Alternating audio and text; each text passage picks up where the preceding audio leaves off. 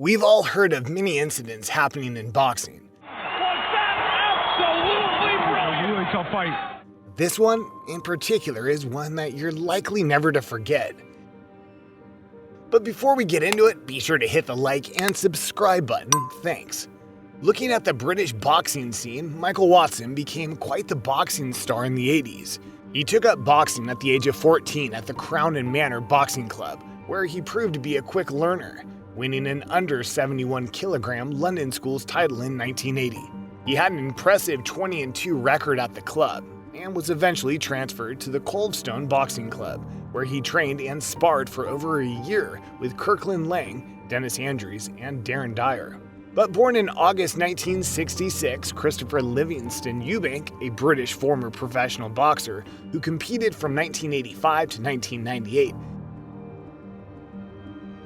seemed to be a name everyone was talking about. And holding the WBO middleweight and super middleweight titles between 1990 and 1995, it was safe to say he was flying to the pinnacle of the game.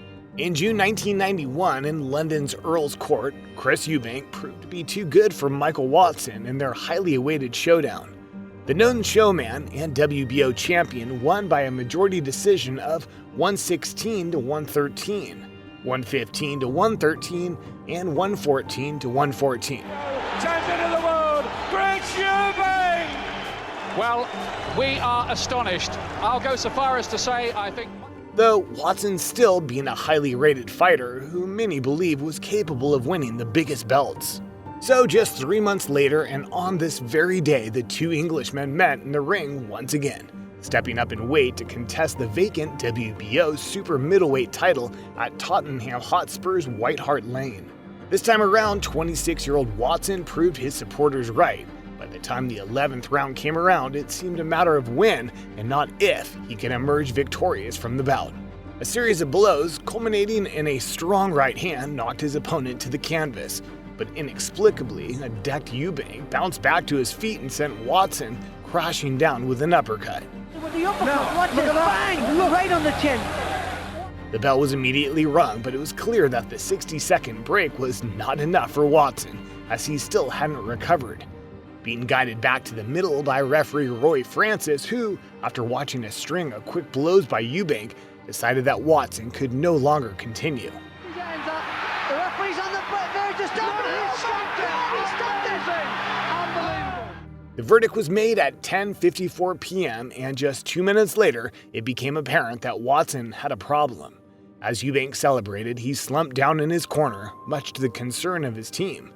Remember, this was the early 90s, so there was no ambulance and no doctor at the fight, meaning that it was several minutes before Watson received any treatment, during which time his brain was starved from oxygen. Medics faced a battle to save his life, and he remained in critical condition for some time. In total, Watson underwent 6 brain operations to remove a blood clot and spent 40 days in a coma. After regaining consciousness, he spent over a year in intensive care and rehabilitation, and 6 more years as a wheelchair user while he slowly recovered some movement and regained ability to speak and write. Peter Hamlin, the consultant neurosurgeon who operated on Watson, said in 2010, "Think back in those first days and the milestone moments. The first 8 months were so depressing. He couldn't hear, couldn't speak, and couldn't walk. Slowly, he clawed it all back. So extraordinary." In time, Watson would defy the odds as he recovered some movement and regained the ability to speak and write. Remarkably, 12 years on, he completed the London Marathon, walking 2 hours a day for 6 days. Eubank and his neurosurgeon, both of whom had become friends with the former fighter, joined him for the final mile. Watson sued the British Boxing Board of Control for negligence and won damages reputably of around £1 million.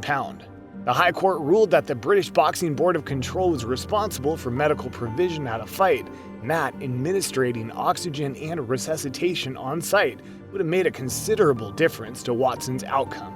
This decision was upheld at the Court of Appeal, and the Boxing Board of Control did not appeal to the House of Lords, selling their London headquarters to pay out a £400,000 compensation settlement. In February 2017, Watson and his carer Leonard Bollock were victims of a carjacking in Chingford, London.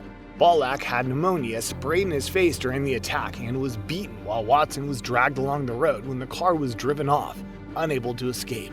Watson suffered flashbacks and seizures after the event. 2 attackers were later sentenced to 16 years for their part in the attack and other crimes. Thanks for watching. If you like this video, don't forget to subscribe and hit the like button.